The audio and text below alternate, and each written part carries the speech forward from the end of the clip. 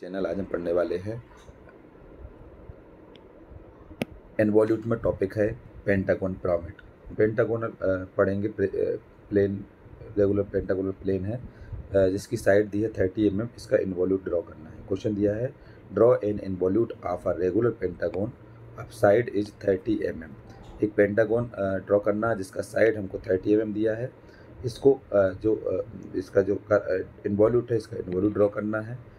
साथ ही साथ इसका हमको टेंजेंट और नॉर्मल भी बताना है। सबसे पहले सॉल्यूशन में हम गिवन लिखेंगे।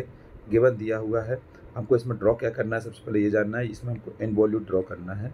शेप है रेगुलर पेंटागन, जो कि रेगुलर पेंटागन दिया हुआ है। इसकी साइड दी है 30 mm। इसमें हमको लेंथ ऑफ स्केल निकालना पड़ेगा। तो लेंथ ऑफ स्केल जो कि L = फार्मूला होता है कि जितनी भी इसकी साइड होगी वो number of side into side, जो भी साइड दी हुई है। इसमें पेंटागन में 5 साइड होती है, इसलिए L = 5 × 30 हो जाएगा। ये मतलब 150 mm के बराबर होगा।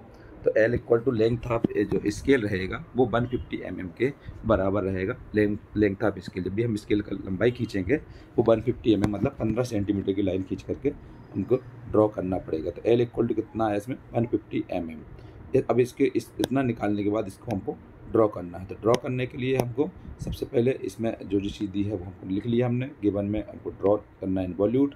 शेप है रेगुलर पेंटागन, साइड इसकी 30 mm, L = 5 × 30 mm, तो ये हो जाएगा 150 mm के बराबर। तो इसका पेंटागोनल ड्रॉ करना कैसे करेंगे देखते हैं। चूँकि हमको क्वेश्चन में 30 mm की साइड दी है, इसलिए हम इसमें क्या करेंगे, हम इसमें 30 mm की साइड बनाते हैं, एक लाइन खींचते हैं 30 mm के बराबर। इसमें हमने लाइन ड्रॉ किया हुआ है 30 mm, मतलब 3 सेंटीमीटर की एक लाइन को खींचते हैं।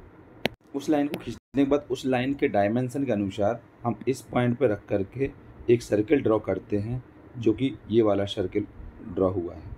और एक इस पॉइंट पर रख करके ये वाला सर्कल हम ड्रॉ करते हैं। और इसके बाद हम जो इंटरसेक्ट पॉइंट होगा ये वाला, इस पॉइंट पर रख करके हम एक ये वाला भी सर्कल ड्रॉ करते हैं, जैसा कि इसमें हमने सर्कल ड्रॉ किया हुआ है।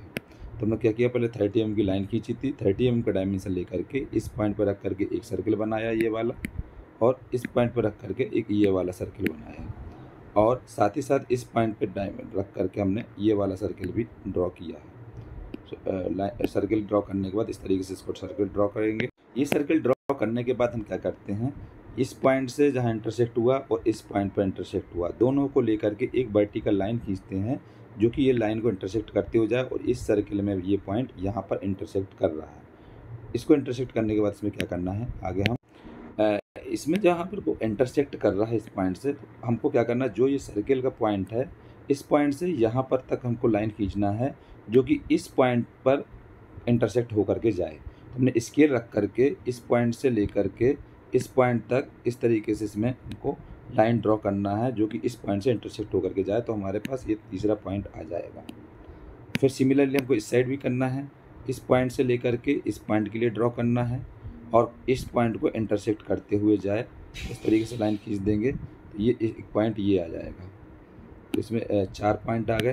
कौन कौन से पॉइंट आ गए, एक तो ये पॉइंट आ गया, एक ये आ गया, और एक ये हो गया, और एक ये हो गया। 4 पॉइंट हो गए। इसके बाद 30 mm का डायमेंशन लिया। 30 mm का डायमेंशन लेने के बाद हमको क्या करना है, इस पॉइंट पे डिवाइडर को रखना है और एक एस आर्क लगाना है। इस पॉइंट पर रख करके एक एस आर्क लगाना है, तो एक 5वां पॉइंट भी यहाँ आ जाएगा, जैसा कि हम देखते हैं। यहाँ पर हमने आर्क लगाया और ये इस तरीके से पॉइंट आया है। तो इसमें 5 पॉइंट आ गए, एक ये पॉइंट हो गया, एक ये पॉइंट हो गया, और एक ये पॉइंट, ये और एक ये पॉइंट। 5 पॉइंट होगा, 5 पॉइंट को आपस में जोड़ दो तो एक पेंटागन तैयार हो जाएगा। इस तरीके से हम इसमें ड्रॉ कर देते तो एक पेंटागन बन जाता है। 30 mm का एक पेंटागन तैयार हो जाता है। इस तरीके से इसमें जो हाईलाइट किया हुआ है ये एक पेंटागन साइड ड्रॉ हो जाता है। पेंटागोनल के हमको 5 साइड देना है नाम, जैसे कि यहाँ पर हम A, B, C, D, E point नाम दे सकते हैं। इसको हम यहाँ भी भेज सकते हैं, इसको हम यहाँ भी पॉइंट नाम दे सकते हैं, इससे कोई प्रॉब्लम नहीं है। इसे हम यहाँ से भी शुरुआत कर सकते हैं, हमको पॉइंट का नाम जो है वो यहाँ से शुरुआत कर सकते हैं। तो यहाँ पर A, B, C, D और E हो जाएगा नाम। चूँकि आपको मालूम है कि L = आया था 150 mm के 5 साइड थे, 30 mm का साइड दी हुई थी, तो 5 × 30 150 mm आया था। तो हमको क्या करना है, B पॉइंट से लेकर के एक लाइन खींचना है, हॉरिजॉन्टल लाइन कितनी, 150 mm के बराबर। L = 15 सेंटीमीटर, जो कि हमने इसमें डायमेंशन को शो कर दिया है। 150 mm के बराबर एक लाइन ड्रॉ करना है।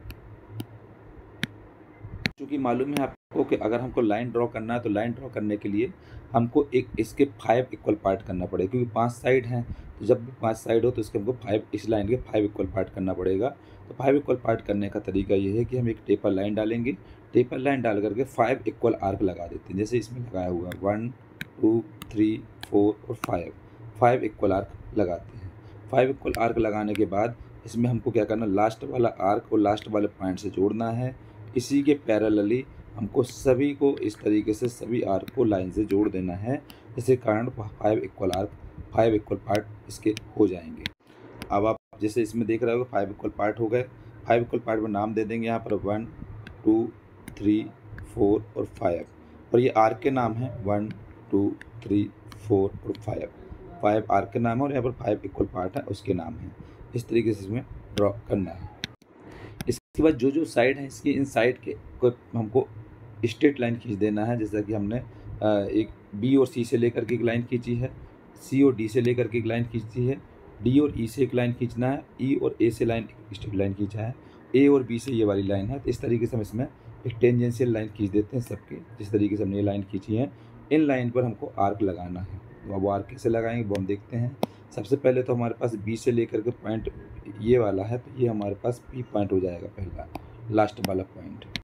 तो लास्ट वाला पॉइंट हो जाएगा तो इसमें क्या करेंगे, हम इसको आर्क लगाना पड़ेगा। तो हम क्या करेंगे, इस वाली लाइन पे जब आर्क लगाएंगे बी और सी के लिए, तो हम बी से लेकर के 4 तक का डायमेंशन मापेंगे, और डिवाइडर से माप करके सी पॉइंट पे डिवाइडर से रख करके इस लाइन पे इस तरीके से आर्क लगाएंगे। आर्क लगाने के बाद इसमें हम क्या करते हैं, जो आपको मालूम है बी पॉइंट से लेकर के पी पॉइंट तक का जो डायमेंशन होगा, वही हम डिवाइडर से पी पॉइंट पर रख करके पी पॉइंट से लेकर के P1 से लेकर के P तक इस तरीके से इसमें मिला देते हैं। इस कारण ये कर्व रेडी हो जाता है।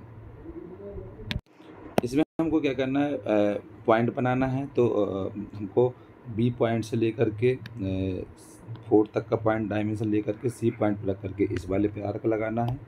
दूसरा इसमें हम बता देते हैं, दूसरा इसमें आर्क लगाया हुआ है, B पॉइंट से लेकर के 3 पॉइंट तक का डायमेंशन लेना है इससे, और इसके लेकर के D पॉइंट पर रख करके इस पे आर्क लगाना है। इसके बाद हमको तीसरा बनाना पॉइंट, तो हम B पॉइंट से लेकर के 2 पॉइंट तक का डायमेंशन लेंगे, एन डायमेंशन को उठा करके E पॉइंट से लेकर के इस पे आर्क लगाना है। फिर सिमिलरली हमको इसमें भी करना है, E पॉइंट से लेकर के जो B पॉइंट से लेकर के 1 तक का डायमेंशन लेंगे, B से लेकर के 1 तक का डायमेंशन लेंगे, और इसको डिवाइडर से उठा करके हमको A पॉइंट पर रख करके इस पे आर्क लगाना है। इस तरीके से आर्क लगा करके पॉइंट बना देंगे। तो यहाँ पर P पॉइंट है, ये देखा जाए तो P1 है, ये P2 है, ये P3, ये P4, और लास्ट जो रहेगा वो P5 रहेगा। इस तरीके से इसमें पॉइंट ड्रॉ कर देते हैं। अब पॉइंट ड्रॉ करने के बाद इसका हमको कर्व बनाना पड़ेगा। तो कर्व कैसे बनाते हैं वो देखते हैं। कर्व में क्या करते हैं हम, जो B पॉइंट है, B पॉइंट का जो हिस्सा रहेगा, B पॉइंट से लेकर के P तक का डायमेंशन और B से लेकर के P1 तक का डायमेंशन दोनों बराबर होगा, इसलिए हम डिवाइडर से इस तरीके से कर्व बना देते हैं। और वैसे हम इसमें भी करते हैं कि C पॉइंट से लेकर के P1 पॉइंट तक और C पॉइंट से लेकर P2 पॉइंट तक का बराबर रहेगा, इसलिए हम इसको एक डिवाइडर के यहाँ रखेंगे, इस तरीके से कर्व खींचेंगे। हम ऐसे D में करेंगे, D पॉइंट से लेकर के P2 पॉइंट तक का डायमेंशन और D से लेकर के P3 तक का पॉइंट बराबर रहेगा, इसलिए हम इसको भी कर्व बना देंगे। फिर हम क्या करेंगे, इसमें E पॉइंट से लेकर के P2 तक का पॉइंट और E से लेकर के P4 तक का पॉइंट एक जैसा रहेगा, इसलिए हम इसको उस तरह करके ऐसा आर्क बना देते हैं। फिर अगर हम देखें तो A पॉइंट से लेकर के P4 तक का पॉइंट और A से लेकर के B तक का पॉइंट एक जैसा रहेगा, इसको मिला देते हैं। तो हम मिला करके देखते हैं कैसे ड्रॉ करते हैं। इस टाइप से इसको मिला देते हैं और ड्रॉ कर देते हैं। जैसे मान लो P से लेकर के P1, P2, P3 और P4 और P5, इन सबको मिला करके एक कर्व बना देते हैं। इसी कर्व को हम इन्वॉल्यूट बोलते हैं। अब इसमें हमको टेंजेंट और नॉर्मल ड्रॉ करना है। टेंजेंट और नॉर्मल ड्रॉ करने के लिए हम क्या करेंगे, जब कर्व बन जाएगा, कर्व बनने के बाद हम एक पॉइंट कंसीडर करते हैं, एम पॉइंट, जहाँ की यहाँ किया हुआ है। बी पॉइंट से लेकर के एम पॉइंट के लिए ये सीधी स्ट्रेट लाइन खींचते हैं यहाँ पर, जो कि नॉर्मल लाइन हो जाएगी। और एम पॉइंट पर रख करके स्केल को हम टेंजेंशियल लाइन खींचेंगे, वो एक टेंजेंट लाइन हो जाएगी। इस तरीके से हमें नॉर्मल और टेंजेंट को ड्रॉ करना है। इस तरीके से आपको ये पेंटागोनल का इन्वॉल्यूट का क्वेश्चन बनाना है। इन्वॉल्यूट का क्वेश्चन बनाने के लिए पेंटागोनल के लिए इस तरीके से बनाना पड़ेगा। तो ये डायग्राम हो गया complete, involute at the pentagonal